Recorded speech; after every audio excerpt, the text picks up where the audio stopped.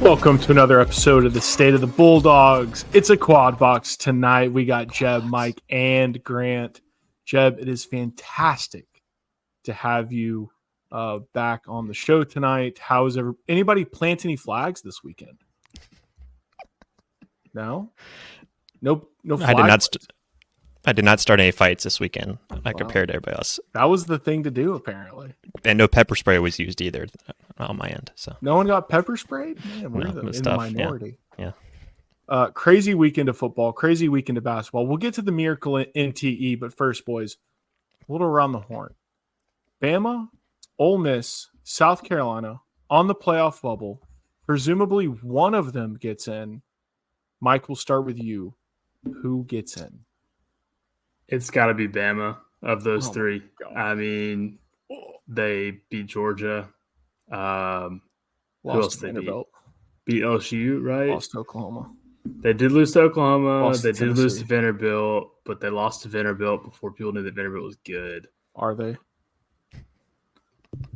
Not good enough for Tennessee. They lost to Ball State or whatever it was. All right, so Mike's rolling with Bama. Grant. Bama, Ole Miss, or South Carolina? I wish it was none of them, to be honest. But what? I'd much rather. I think Alabama will probably get in just because it's Alabama also. But I wish South Carolina could get in. They're playing awesome. Lenore Sellers is a freaking monster. He was absurd on Saturday against Clemson. That 3rd and 16, he basically ran in for 17 yards to touchdown. He had, at one point, he had more rushing yards and passing yards, like 146 to 144 or something on Saturday.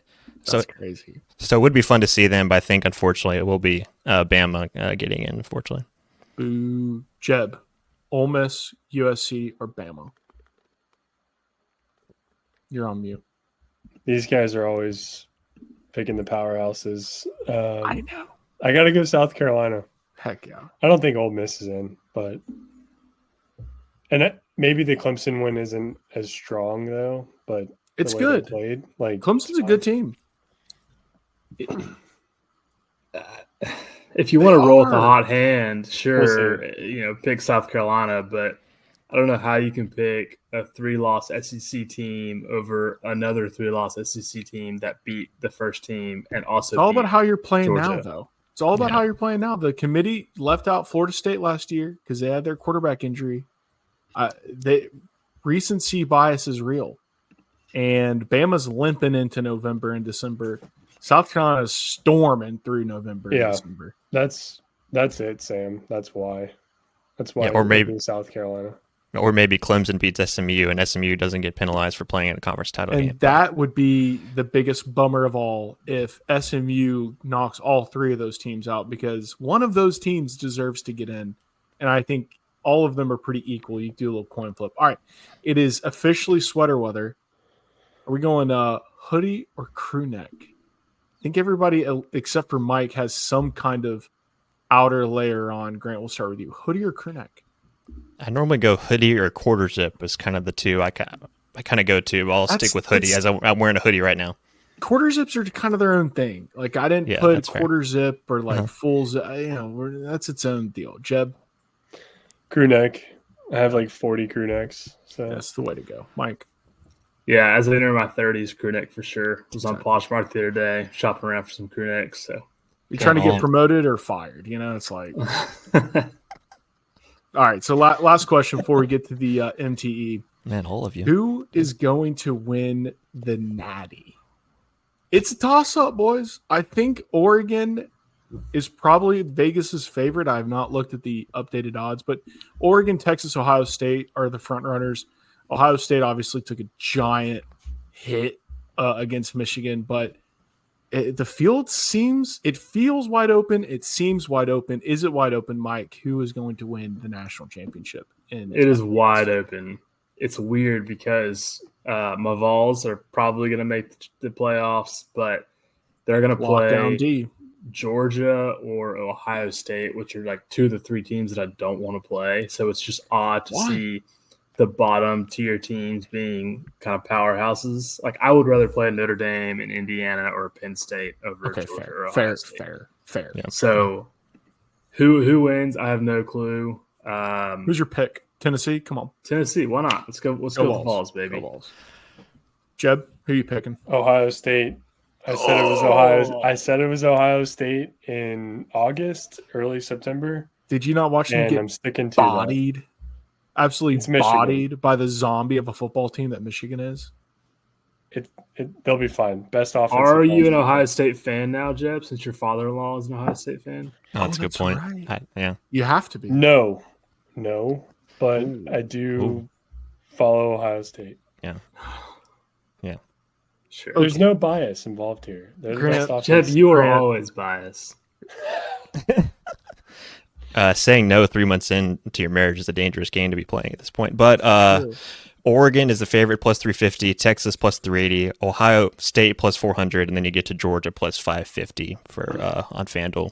I think Oregon's probably the safe bet, but it's just a matter of watching Dylan Gabriel get it done. I still think Georgia, oddly for some reason, like at their best, it can still beat anybody. I'm scared of them coming down the pipeline, but I'll say Oregon, just picking the favorite according to the odds. Yeah, Oregon seems to be the only one that doesn't have a glaring weakness. Ohio State's quarterback is up and down. Carson Beck doesn't know how to throw the ball to his own team. And Tennessee has a great defense, but it's one side. Quinn Ewers, terrible quarterback when it comes down to clutch time.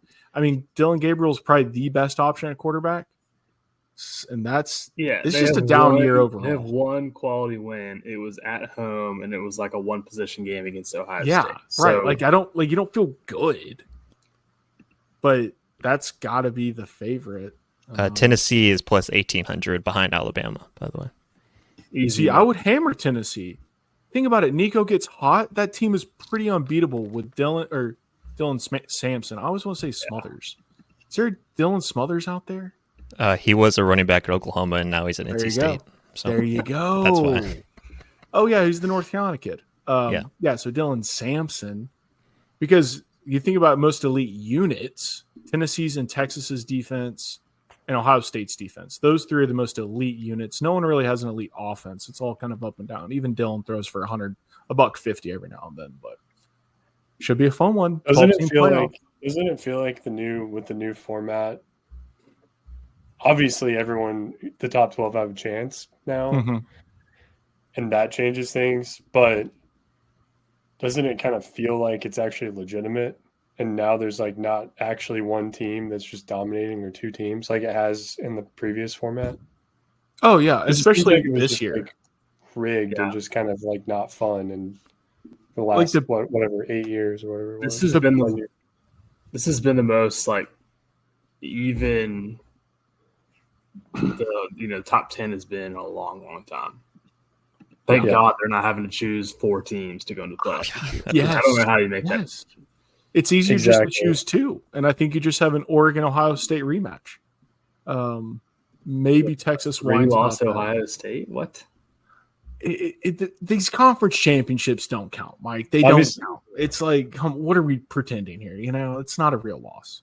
The dispersion of talent with NIL factors into that too, or transfer portal and all that. So yeah, it all combines. Yeah, and the portal impacts development, which we've seen firsthand on the Samford football team. Yeah, we've talked about that. Yeah, the quality of the product is just going down the drain before our eyes, but it results in parity, so that's fun.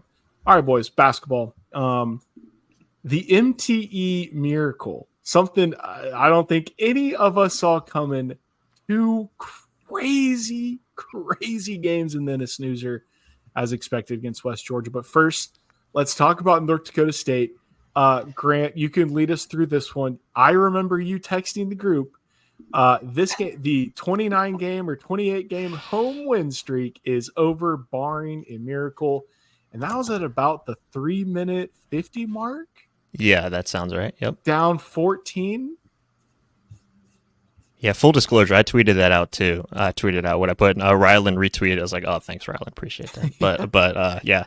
At 8:09, I texted y'all 21 straight at home coming to a close, barring a miracle, and then the team posted the graphic: 103 to 80 to 98 overtime win at 8:51. So literally in a span of 40 minutes was my crazy. But that's how low the vibes were at that point, basically. But I mean, North Dakota State couldn't miss from three. How many threes they make? 20? Yeah, North Dakota State made 23s, which is a school record, and they didn't win. So with 3 minutes left to go in the game, Samford was down 85-71, and Samford closed on a 14-0 run to tie it to 85, going into overtime. Throughout the whole second half, Bucky was basically doing offense for defense with like 10 minutes left to go in the game. Like, literally, he's trying to find the right matchups, and he talked about that throughout the whole week. He did it really the whole MTE, basically going, okay, let's throw Isaiah and Josh Holloway out there for Rylan and Julian, and basically going back and forth with those guys and trying to find a way to find the right matchups. And really everything changed when you put Larry on the inbounders, basically using his long frame to kind of force those turnovers. And North Dakota State, they're handling the press just fine, and literally something happened. Like they just flipped a switch, and suddenly they were lost, had no idea what to do. Samford forced 6 turnovers late before Colin Holloway. What's that? North Dakota State had 5 in a row. Yeah. That was wild. Monkey ball happened, in a man. What do you think happened? It really was a flip of the switch, Grant. Yeah, it was ridiculous. It's like a level of straight chaos. Yeah. It was the same phenomenon we saw with Kansas, even though Kansas could handle it. Yeah. Is that Kansas kind of looked like they had their pants pulled down on them a little bit. Yeah. North Dakota State got their pants pulled down. They were stunned. And just the Bucky ball, the chaos, that's and we it. capitalized. That was another. That's the other hard part of Bucky ball is you got to capitalize when you turn them over. Fortunately, we went on the 14-0 run to really get back in it, but my God, we were living on a razor thin margin right there. Yeah, North Dakota State shot 51% from 3, making 20, which turned out being a school record. And their head coach did an interview with local radio after the game the next day, and he was like, I don't know, Samford's a tough, crazy prep. I don't know what we did. Basically, just had to lose. He said he couldn't remember the last time a team made 23s and lost. I think Samford just needs to stop playing guys with the first name of Jakari, because remember Jakari, I forget his last name for North Alabama. He hit Jakari Lane. He went off for 31 or whatever, and then Jakari White for North Dakota State. In 35 minutes, he was 6 of 9 from 3, had 30 points, 4 rebounds, 3 assists, did have 5 turnovers, but still everybody turned it over. Yeah, I think we just need to go down the schedule and make sure we have nobody else playing against no other Jakaris at this point. But it's insane. Good point. That is a crazy coincidence. Who shot 6 for 9 from 3? No Luke Pazabecki. We heard that guy's name all night. I can't believe I don't remember his name. Yeah. Golly. 23s is absurd. Yeah. And the first half, they were 10 of 15, 7 of 18 in the second half, and then 3 of 6 in overtime. I don't really know how we won. I don't either. You just look at the numbers. Nothing jumps out. I mean, we had a free throw, a minimal 5.3 free throw advantage. We only had 5 less turnovers. And we missed 10 free throws, too. We couldn't make any free throws at the end. Couldn't get stops. Colin Holloway missed 2 free throws before the basically ruckus at the end, trying to find a putback. We had 3 chances, 3 offensive rebounds before Larry found a way to get it in to tie the game. But, yeah, it's just insane. Critical free throws missed. Yeah, for sure. Well, that's a trend. At what point does that all 3 of get these games resolved? We're too good of a team and too well coached to miss free throws like that consistently. I'm sure over the last 4 years. About it. I'm sure they're literally just doing free throws in practice. You would hope, dude. We have a whole new team this year, and we still can't hit free throws. It's not like the players. I mean, there's always a few guys that stick out like a sore thumb. Right now, Colin Holloway is boat racing his teammates in terms of inefficiency at the free throw line. I mean, I don't know. There is no excuse for missing free throws. Not when you're that good at shooting threes. Yeah, as a team. Exactly.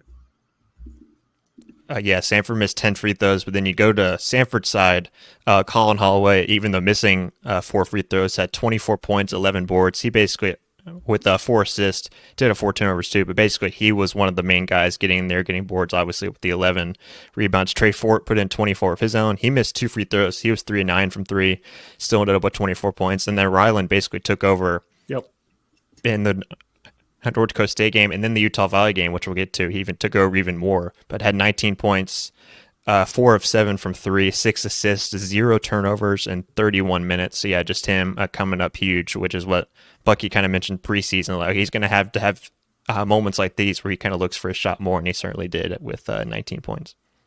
The tip in for the tie. I mean, just this is how crazy that sequence was. So Colin Holloway misses a free throw, shocker. Rylan Jones gets the rebound. Larry misses the layup. Colin Holloway gets the offensive rebound. Rylan misses another layup. Larry gets the rebound, tips it in. That's how we tied it up with 10 seconds to go. And then I thought we were going to get Cornelled. I thought they were going to drain a 2, a 3. Didn't matter. I thought they were going to get the game-winning dub, and they didn't. And we got overtime, and we pulled away. Yeah, same for YouTube. Here's the sequence at the end. I mean, it was just chaos. And it's one of those things in basketball where if you keep missing that shot, like it is not going in. You know what I mean? Layup, no, put back. Like it's not supposed to keep. You're not supposed to Put keep back getting in. chances. But we did. Yeah, insane. Just basically willing your way to win with, like I said, Bucky making those deciding a late second half to go basically defense for offense all time. That's really when the game changed. When that 5 headlined by Larry, Josh, and Isaiah were really out there wreaking havoc on the defensive end of the press. Rylan definitely could have gotten called for a hook there on his rebound when he was driving towards the basket on the right side. Yeah, it was definitely a no blood, no foul kind of game. Like basically, Yeah, they let them play. Utah Valley was the same way too. But yeah, still a gritty finding a way to win. And like even in these games, you do all this to get into overtime, and then you start out. Most of the time, you either start out slow in overtime. It's like, oh no, we used all this energy to get this point. What in the world do we have left for OT? And sure enough, you found a way with 18 points in overtime, getting the 103 to 98 win. Yeah, just insane comeback. Especially, just imagine if like the students were there, how like awesome, like even more awesome of an atmosphere that would have been. But yeah. Okay, the obvious. I don't want to be too much of a downer, but the obvious point here is North Dakota State's not really a good basketball team. So if you want the other side of the coin here is we allowed them to shoot 50% from 3. Our perimeter defense was atrocious against a team who is not that good. Were they lucky? Is that an area of concern? I mean, what were kind of the more pessimistic viewpoints of the game? Don't ask me. I'm half full. I'm glass half full about this. You can only see the positive, Jeff. Wait. Yeah, you need to ask Mike. You need to ask the left side of the screen. Just ask, They hit negative 15 Mike. threes against West Georgia, and they hit 14 threes against Utah. So Yeah, they were insane on down here. 50% in that Utah game, like 45% in the West Georgia game. So clearly, it's a team that can shoot the ball. We were way more athletic, and that's how we won. Yes. Ooh, Grant, I love that hat. Oh, that's my DIY Bucky Ball over the Hatch Attack hat. By the way. That's I love it. Oh, you put Just it got over. taped up. Yeah, put it over. It's kind of savage. We've had to move on. I didn't have a Bucky Ball T-shirt, but I need a hat, so we decided to tape a logo on it. I love it. Anyways, we were way That's more right. athletic, and that's it. Like really, how we won the game is we just took over defensively in the last couple of minutes. North Dakota State didn't hit as many threes as they were throughout the game, and we managed to make the trap and the full court press work. So we overpowered them. I don't really think that it was poor defense per se for why they were hitting all their threes. I think they just were on a hot streak. Okay. That makes me feel a little bit better. I was very surprised. I did not see the first half of the game. I was very surprised to be turning it on with them leading the entire time until the very end. So wasn't thrilled, but I don't know. Well, I thought our worries were over. I thought the concern is all right. We had our one close game.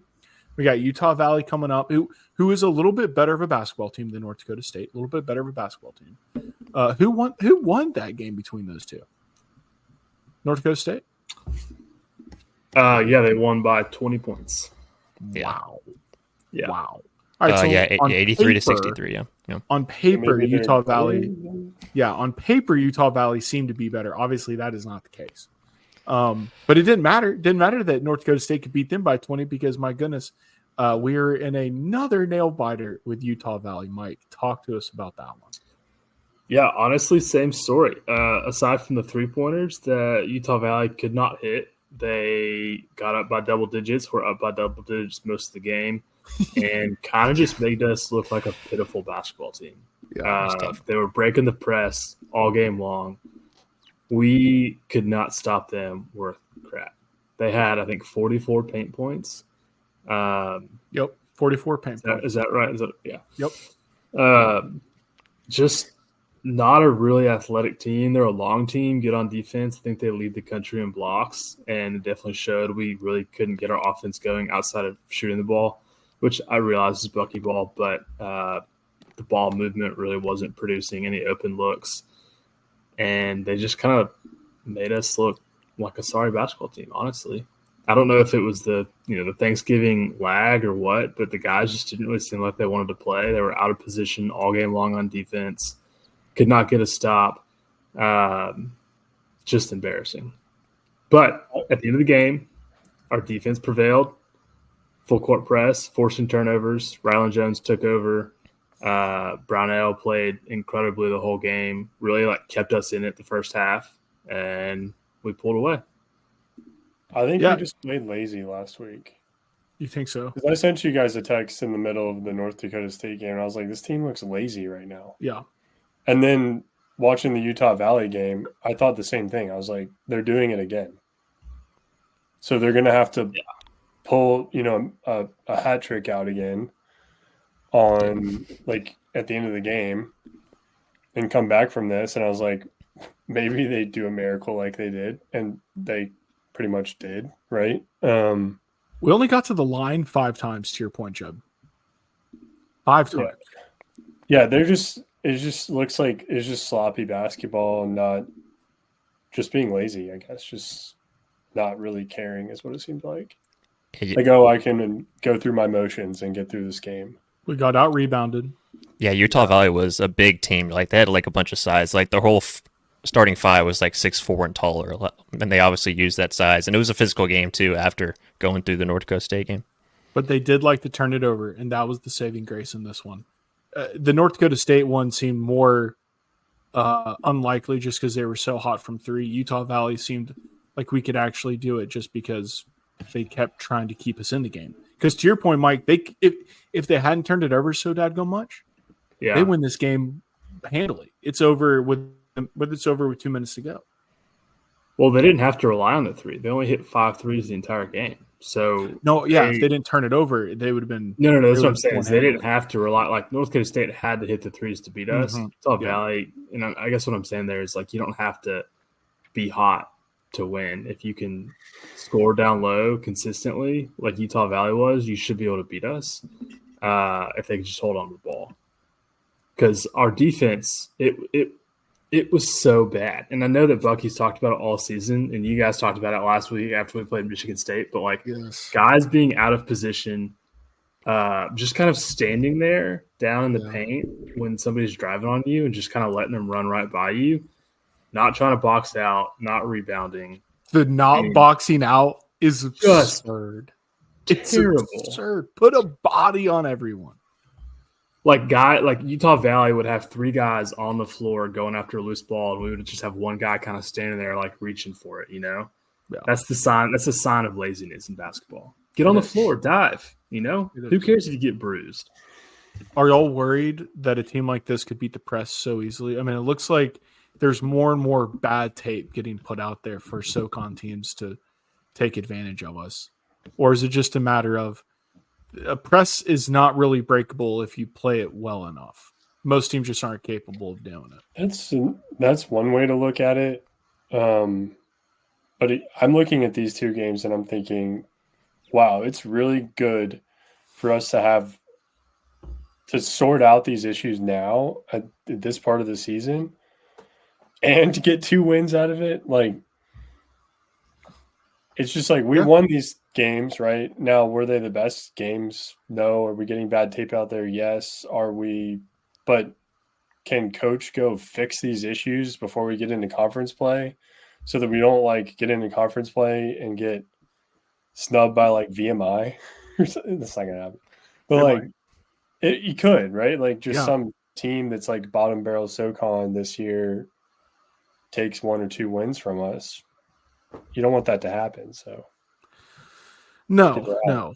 And West Georgia was an easy win, and then hopefully South Carolina State and Austin Peay are similar type of opponents. But I mean, to your point, Jeb, yeah, we have faith that Bucky knows how to fix it. It's a matter of if these new portal guys are willing to. Yeah, Bucky kind of talked about it maybe after Michigan State, maybe a couple games before that, but he was basically saying the same thing, Jeb. Like, the defense is something that improves throughout the season because you've got to learn how to play my style of defense and play as a team. So, I think they're kind of working those kinks out right now, especially on the full court press. Like, that's such a technical aspect to the game. Full court press is not something that you can just come in and be more athletic. You've got to really know your position, at all 5 spots. So I imagine that will get better. Yeah. Do what, Jeb? Yeah, and one. Yeah, go ahead, Jeb. I was gonna say they had some good traps. Like you're talking about that. Like, is it happening all the time? No, but you could see in these games they had some good defense. In that full court press. Great. Yeah, you just can't go through a 20 games in a conference or 18 games in conference season, right? And have 18 of these scripts, right? I'm sure they're figuring out the kinks. And Bucky said that before this MTE, just kind of figuring out he said that at Michigan State too, you're better to find out your weaknesses now so you can figure them out later. And so that's kind of what Mike alluded to, what they're working through and trying to find a way. He even said he's still trying to figure a few things out with his team, and still, I think he did figure out this week is just what he needs to do defensively, just getting the right 5 in there. And that starts with whether we see more Josh Holloway get out there, who played really well against West Georgia. Is it more Isaiah West, who got the start against West Georgia? I kind of saw that too with Isaiah getting the start over Julian. If Isaiah is going to play more defense, and he's definitely going to be out there more, then we'll live with whatever offense he can provide. But going back to the Utah Valley game, another thing, Rylan Jones basically took over. He went on a 9-0 run by himself, ended up with 18 points, 4 assists, 4 6 from 3. So again, him finding his rhythm too is just that's crazy. Definitely an added bonus with the other guys that can take off. Yeah, that's 2 takeaways. One, Rylan Jones has asserted himself as the go-to guy when we needed it. We thought it was going to be Colin Holloway based on that Cornell game, and he shows flashes, but he still is finding his feet on this team. And then Rylan taking over when we need him. I think the other takeaway is welcome to the show, Trey Fort. That's now back-to-back games where he's come up with clutch threes, consistent score, and somebody who we're looking more and more to rely upon to get one of those 3-point shots. So good to see that the guards, because we talked about this through first 6 games, which guards are going to step up. And it looks like Ford is doing it on offense and Wes is doing it on defense. Yep. Those are all good things that we can look forward to. And Brownell just continues to ball. So, yeah, I think going back to Colin Holloway, it seems like he played pretty well in this MTE, but he seems like the kind of player that's going to play really well when he's the most physical guy on the court. But I'm a little bit worried based on what we saw against Michigan State, what might happen when we're playing in the SoCon when he's not the most physical guy on the court and he's not able to just bully his way down low and get easy buckets. So just going to call that out, not really that concerned about it right now, but it's something that over the last couple games that I've noticed from him. Sure. He has a propensity to disappear. That's fair.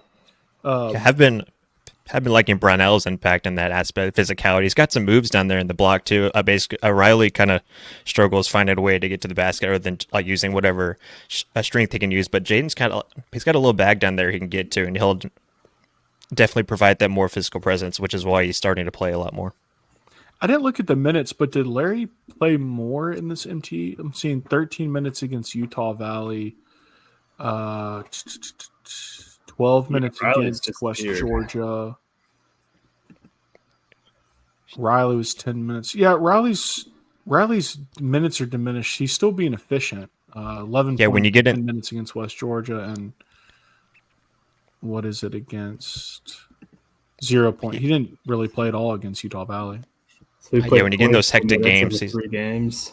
Yeah, when you get in those hectic games, he's not really the best fit you want to have out there, especially when you're coming from behind. You need Larry out there for defense, no matter what little offense he kind of provides. But you kind of need him out there on the defensive end, creating havoc.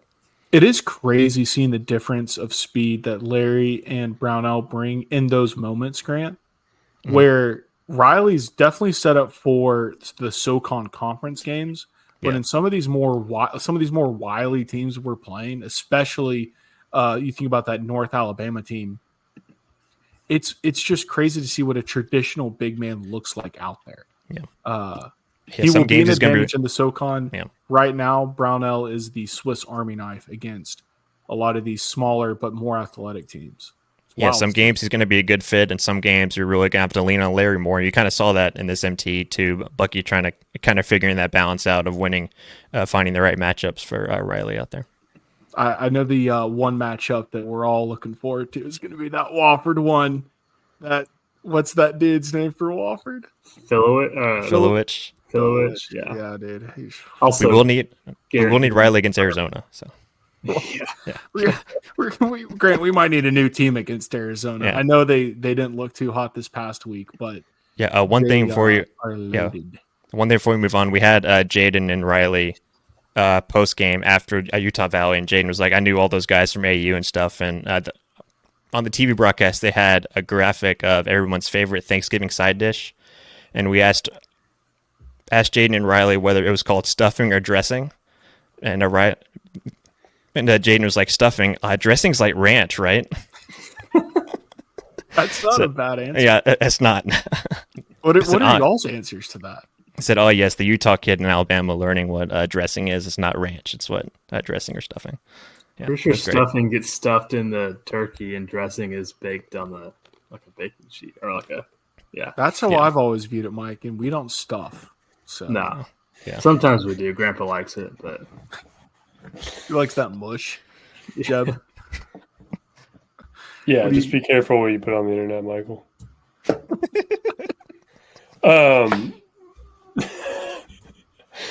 Do you call it stuffing or dressing?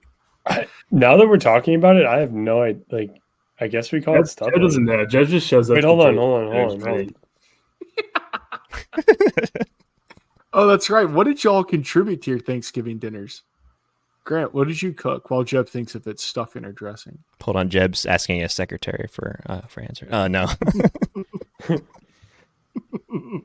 Jeb was literally asking what the answer is. What was the verdict, Jeb? What did she say?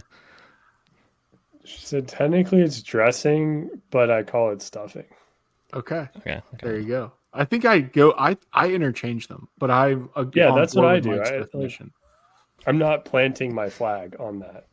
Right. Grant, what did you? I will fight you if you do plant your flag. Yeah, plant your flag on my field. I'm going to punch you. Hold me back, Grant. Yeah, I got you. I don't think I didn't make anything, so no. I kind of let that happen, and then I take over for cleaning and everything. So. Okay. Yep. That's a solid contribution. Cleaning is the worst part of Thanksgiving. Yeah, I know my role, and I fulfilled my role. I don't try to get anything out. I just make a couple shots and come off the bench, and then go sit back down. So. Oh my God. Jeb, what did you contribute to Thanksgiving? He laughs. Good conversation. Hold on, let me ask again. Mike, did you make anything this week? Married life is working for Jeb. My significant other brought a pie to my Thanksgiving. My family. Oh, she came to your family Thanksgiving. I provided nothing except for her, so I guess. What was the pie? Yeah, it's a little shop in Franklin called Merity's. Bought a fudge pie from there. It's very good. Oh, I bet that was fantastic. Nice. Fudge pie. Yeah. All right, Jeb. What's the verdict? What did you? I forgot I cut the turkey, so at least. Hey, you forgot the main part. Does that count? Cutting the turkey. You didn't cut the turkey. You carved the turkey, Jeb. Yeah, I carved it. Jeb, you got scissors in there and cut it. Frying, smoking, or roasting? Slice the turkey. How'd you make your turkey? So actually, the oven broke, and so I saved Thanksgiving. That's what I did. And there's the story. You know, you just keep. You're just now bringing this up. Yeah, I totally forgot about this. Yeah, so the oven broke, and I was all the way across town at my house. So I went all the way over to my parents' house to go fix the oven so that then the food that we made could be heated up there. And then also the food that they were making at my parents' house could be finished there. The turkey ended up on the grill to get finished, to actually bake, but which actually turned out fantastic. Amazing. And so that was my contribution. And then I carved it. Wow. / sliced it. Walk it back though. You said you fixed the oven. Cut the turkey. Yeah, so it was like throwing an error where it needed a new circuit board, and so I just reset the power to it. Okay. Didn't even throw the error anymore. So. Love that you knew I installed a new circuit board on the oven, and I low-key thought you were about to say that. I found one when all the stores. I actually keep one in my back pocket. Exactly. Yeah. Always keep that circuit board in your back pocket. What we You never know when you're going to need it. Hold on, let me write that down real quick. Keep circuit board in. Okay, we're good. We got it. Yeah, you need a universal one. Right? Oh, universal. All right, cool. I'll make that note. Thanks. Ovens. Yeah, appreciate it. Universal circuit board. Got it. All right, boys. Any other comments on the MTE? And does anyone want to make a comment about South Carolina State or Austin Peay? Just for context, South Carolina State is 283 in the KenPom, so not good. And Austin Peay is 4-4 in the ASUN, 229 KenPom. So also not that good. Yeah, but South Carolina on the MTE. There I go. In game 3, Josh Holloway made some outside shots, so that's a positive. He was 3 or 4 from 3. Josh had a nice MTE. Yeah, 13.6 assists on Friday. Yeah, the assists were up, turnovers down. He shot the ball too many times against UVU. But he does that. It's fine. We know that. Our inefficiency comes from him. He shouldn't be shooting outside of 1 foot from the basket. Okay. Chill. Shooters got to shoot. Okay, all right. Any comments on South Carolina State, Austin Peay? I'm not going to spend really any time on this. But South Carolina State did take Xavier to the wire yesterday, lost by 3 at Xavier. So, I mean, they did have one real good. Yeah. That's good. That's their matchup. One good exactly. Appearance. Like they will regress back to the mean. Austin Peay almost beat Tennessee, so did they actually? Did they? No. I was like, maybe we should spend a little bit of time on this. Yeah, Austin Peay. They maybe did play. We should spend a little bit of time. I mean, I did play ETSU and lost, but it's they beat Butler. Yeah, they did. We lost to Butler. We lost to an NAIA team. So that was 2 years ago. But yeah. That was so long ago. Yeah. Does that school even exist anymore? Who knows? To be fair, we didn't think that North Dakota State or UVU were good teams, and we should have lost them. So I just hope that the guys aren't lazy in these next 2 games because they will be. There will be moments, Mike. We know, this team is starting to have an identity, and is that its identity? They're lazy. No, it's one of the flaws. They clutch up. They're lazy, and we've had a week off. And they don't get in the gym enough and get their shots up. It's not a good combination. Free throws. They don't get their free throws. For now. Had a week off. Should be the tires aren't as worn playing 3 games in 4 days, but had a week off, and I think this is post Thanksgiving. Sanford is one of my favorite times at Sanford. I know exams are going on, and that kind of sucks, but the weather's great. Everybody's just kind of hanging out. Jan term, baby. Quote unquote studying. They don't do Jan term, Joe. Rest in peace. They got rid of it. May term. Yeah, those last year. Maymester. There you go. Yeah, mini. How dumb is that? Jan term was goated. Jan term was the best. Oh, it's awesome. Yeah. One note on Austin Peay. They do have guard Hansel Emmanuel, who was born without one arm, so he's a baller out there. He is. He's got one arm. He's actually so good. We're going to lose. He is so 6'6", 160, averaging 4 points and 4 assists, but still him getting out there, and he's got some sick highlight dunks if you go out there, and he's really it's awesome. Man. One of the best stories in college football or college basketball. So. That's so sick. I think he had I've seen a couple of his chase down blocks, and he's so good. Yeah, he is a super athletic, and we're toast. Wow. We're toast. We love losing to a good story. So that's pretty really good on the defensive end. Yeah, Yeah, he came over with their coach, who I forgot where he came over from. Morehead State, I think it was. He went over. Austin Peay transferred with him. So yeah, we'll be cool. One of like the coolest stories in college basketball getting to come to Samford is pretty sick. Yeah, you don't hear that's pretty phenomenal. You don't hear about a bunch of one-arm players out there competing in D1 basketball. So. Like you see it in football. Yeah, football. Or yeah, we right. have seen, we have it's seen not it common, right? Right, but like, right. We have seen it in football.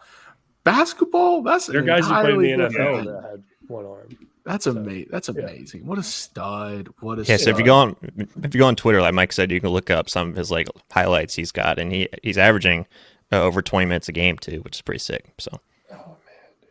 That's gonna be fun to watch. All right, boys. We're done. State of the SoCon. Our worst dream happened. Our nightmare happened. SoCon was a one-bid league. Neither Western, UTC, ETSU outside shot got the opportunity. As usual, there's always controversy in who gets in and who doesn't because there's money involved, literal bids. But Mercer was our national seed. They host Rhode Island this week. Nothing really to note there. The seniors, we didn't have an episode last week. We re-aired Noah Martin's interview because he was really the senior of note on the football team. I know we lost Grant. Do you have a few others who played their last game at Samford this past couple weeks ago? Yeah, let me pull it up real quick. And we're a basketball conference, Sam. Who cares how many teams we get football in the tournament? Well, it's not a good look. It's not a good look, you know. DJ Rice, going down the seniors. Sorry, DJ Rice, Ian Cousin, Micah Kelly transferred from Toledo, Edwin Dearman from Northern Iowa. Luke Byrne was a graduate as well. Cooper Frazier is actually a graduate, but he's portaling. Awesome. We'll talk about in a second. Chris Noble, graduate, plays his last game at Samford. Then, not to go down the list, but Josh Mathias, another crowd student favorites, also exhausted all of his eligibility. So yeah, those are some of the highlights.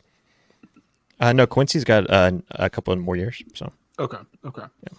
That's a lot of offensive talent gone.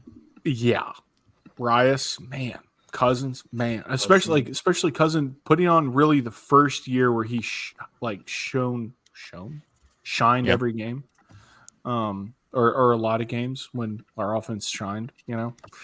And also could have named somebody who may have another year, but who knows with this day and age who actually is. Yeah. We're slowly getting out of that, fortunately, to where we're getting back to the 5 years max. Yeah, there's no rules anymore. You can basically do whatever. Well, right. Pavia might screw that up for everybody, but we love to take some JUCO guys. The Utah guy that's got like an 8th year quarterback. Cam Rising. Yeah, Cam Rising. Yeah, Cam Rising. Dude's like 30. Yeah. With a bunch of... What does Deadman ever die, right? No, he's. I feel like that like disappearing meme where the kid goes like, "I'm out," because we're talking about football right now. Like, I'm out. Yeah. I don't blame you, Joe. I don't blame you. We do have some portalers so far. The Pete Anna Center is right here, and not the football stadium. Who's also named after Pete Anna. Yeah. Center. Did Sam freeze? Yeah, I froze. Oh. We do have some portalers. Makai Gilbert, tough one. That's a tough one. Because that's a guy we've been circling since he got on campus as a potential difference maker. Played really well in some games this year. Brendan Jenkins, obviously, huge bummer, but we kind of saw it coming. Like a guy like that, you just kind of know that he's going to want to try to go somewhere else. And it might not even be FBS. It might just be a little bit better FCS. We shall see. Would not shock me if it's like a North Dakota State, Montana type move. Maybe not North Dakota State. They don't have a very fun offense, but Montana would be very fun. Cooper Frazier going to play one last year. Not sure where he wants to go play. He's not that good. So I don't know what it looks like. You know, he's not we'll see. It's Makai obviously has a higher ceiling. Probably a little more exciting for him. Where's Cooper? Anybody know where Cooper's from? Maybe he's just trying to go home. See where Cooper's from. He is from Corinth, Mississippi. Okay, so we might be going to play. There's plenty of schools in Mississippi, so we might be going back home. We'll see. Sadly, he was one of our best offensive linemen this year, which doesn't say a whole heck of a lot. But I think out of those three so far, Brennan Jenkins hurts the most, Mackay second, then Cooper third. You don't want to lose any of them, but when the team is this bad, I guess does it really matter? They can't go worse.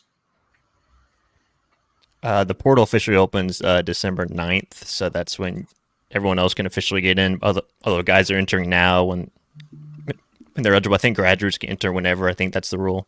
But the portal officially opens on the 9th, so that's when they'll be officially in. So let chaos reign.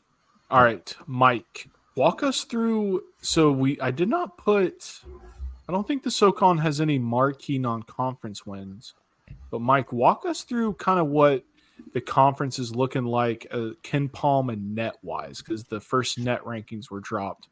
KenPom, I think, starts week 1. But Mike, run us through what the conference is shaping up so far. More importantly, do you know who's number 1 in the net rankings right now? It's Tennessee. They are. Wow. Somehow, I do not. I don't understand the rankings. I'm not a mathematician, but somehow that's amazing. That is amazing. Rick Owens will find a way to screw it up, but hang the banner. Some somewhat impressive rankings so far within the SoCon at the top. So ETSU is actually leading the way in terms of KenPom ranking at 117, with Furman not far behind at 121 and Samford at 130. So those three teams are kind of bundled up there at the top, with Wofford right there in the middle at 147. And then in terms of net ranking, Furman is leading the pack big time at 77 net. So that's the only team within the top 100 of either KenPom or net in the SoCon right now. ETSU right outside at 102 in the net. The net must have loved that quality blowout against Kansas. Yeah, well, I guess that was yesterday, right? So I'm assuming rankings would have been through yesterday. Yeah, Monday, for those listening. Does it not feel like Furman always has like this like level of math aside? Like, is it all math? I don't know, because like there's a little bit of bias for Furman always. Like, well, they're currently in the coaches poll and the media poll coming in first place right now, so people clearly like what they're seeing from Furman. That's definitely. They always like what they're seeing from Furman. And it's through December 1. And little old Samford just can't get in there. They just don't like little old Samford. The team made the tournament. You just can't find the way, and we got to give Furman all the love. You're still thinking about that Furman win 2 years ago in the tournament or whatever it was. Yeah, shout out to the Furman fan that replied to my tweet a screenshot of us playing Purdue, like it was the same thing. Even though we just lost to Kansas, although they played Kansas, but love to watch Furman play Purdue. Are you joking? Yeah. My gosh. Yeah. Sorry. Go ahead, Mike. Looking through Furman's game so far, they're so impressive. They beat Belmont 2. They beat Jacksonville. They beat Tulane. Great team. They beat Charleston Southern. So good. That's it. They got whooped by Kansas by. Damn, are you being facetious? 35 points. So I don't know. I actually am curious. Charleston Southern. Let's see. Furman could have lost to Bama by 1, and I would have made fun of him for it. 301. Name one of those others, Mike. Columbia International. Not going to be on there because they're not okay. D1. Something good. Something. Jacksonville. Belmont. Jacksonville's 182. Belmont 136. There you go. Belmont is the marquee dub. Seattle 125, but that was a neutral site, so it wasn't anything. Tulane is 220. Tulane had a basketball team. Yeah, Tulane's well, that's where we got Colin Holloway from. 226. 226. Quality win. Seattle University, are they D1? Yeah. No. Yeah, they're in the WAC. Yeah. Oh, I forget that it's basketball. Like everything is Division 1. Yeah. Oh, Seattle's 125. They're 2-5 though. How real is that, KenPom? 2-5. 4-point what was Charleston Southern? Like 301. I mean, all I'm taking away from this is the Furman Sox. That's the takeaway. Flip that, please, and join me in that. Whoever's listening out there. ETSU, okay, I can buy into them. We got bodied last year physically by them. Is it shocking? Oh, Mike, go through these because there's some shockers. There's some shockers. So let me just run through the list without the peanut gallery. On. Yeah. All right, we're gonna go KenPom first. ETSU 117, Furman 121, Samford 130, Wofford 147, UNCG 168, UTC 171, Mercer 236, Western Carolina 295, Citadel 328, and VMI 338. 295. Hey, VMI not last. Props. No, VMI's last. I think they are last, 335. Sorry, I meant last in the country, not last in the country. Sorry. Well, wait, 338? Oh, what? 360? 360? Yeah, so they're not last in the country. Yeah, 364. VMI had a hot start to the season. They were 4-0. VMI had a hot start to the season. Yeah, they've tied their win total from last year already. About to say. Yeah. Western, though, fallen off a cliff. Western fell hard. UTC and UNCG sitting there at mid 160, 170s. I bet UTC will move their way up a little bit.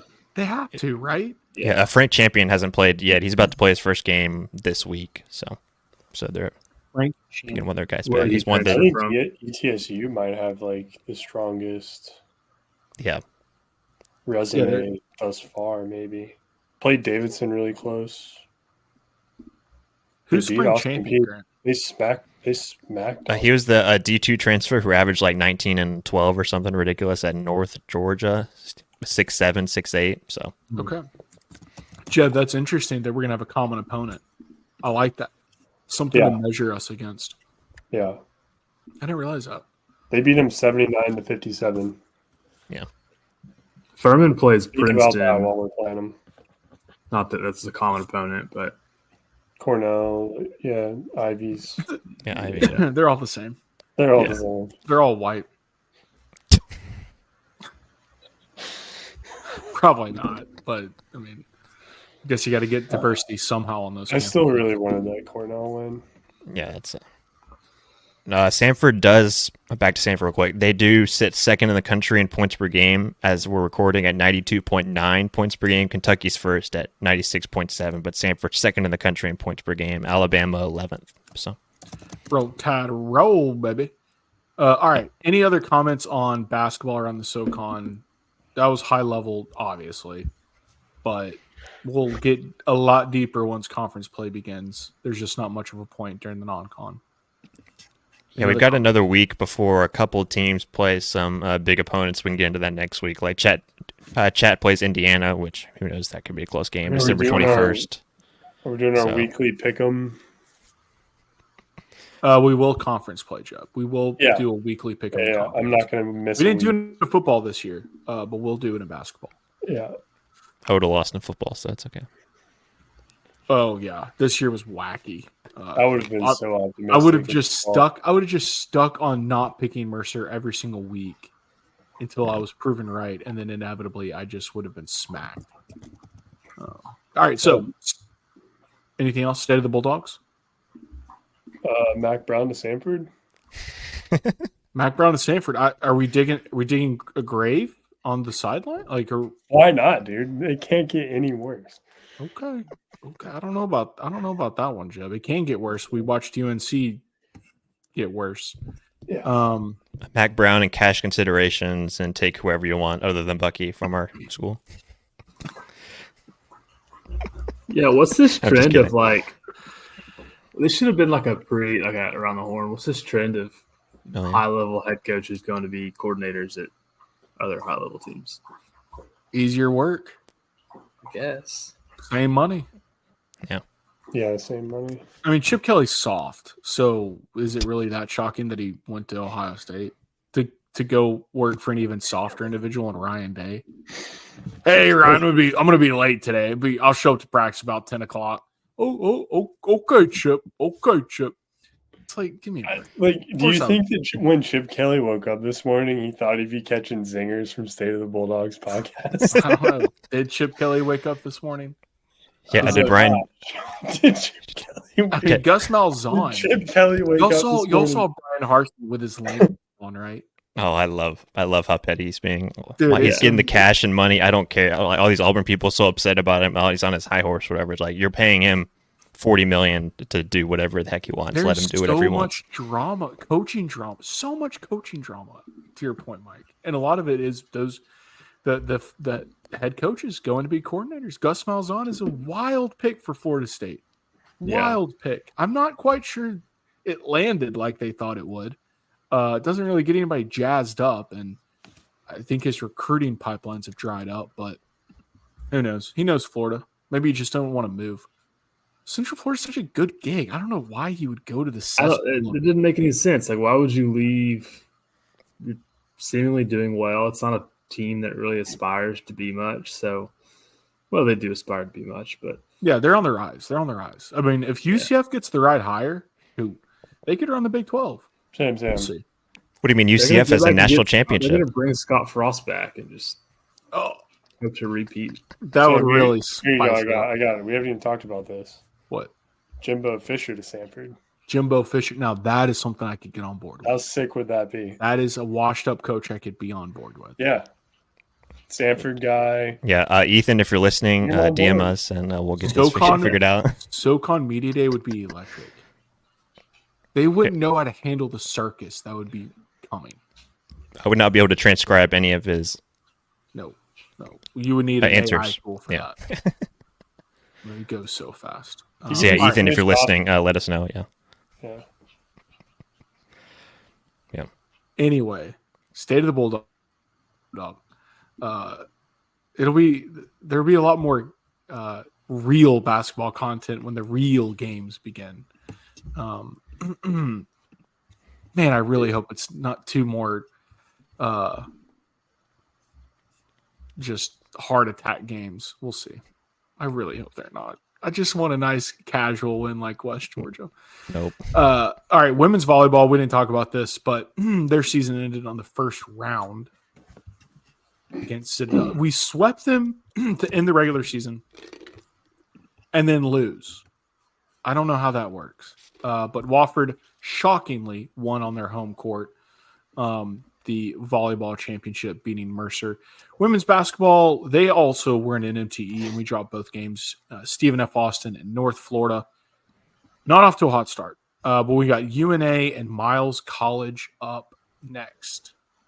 Hopefully, at least one win against Miles College. Hard to say against UNA, but women's basketball not off to the hottest start, but long way to go. Long way to go. Anything to wrap it up, guys? Nope. Just start the Jimbo Fisher campaign already. I started that last year, but we can bring it back. Oh. I mean, what else is he going to do with his $80 million? I think you answered your own question. Nothing is the problem. Yeah, that's tough. It'd be sick though. Could you imagine? We would have that's the only reason Tennessee Tech where does Eddie George coach? Tennessee State. Tennessee State. That's the only reason Tennessee State got an at-large is Eddie George is the coach, and it brings more notoriety than sticking a UTC or a Western in. So we should hire Ray Lewis. They were just. But that would be. I'm all on board. All on board. Give us Ray Lewis.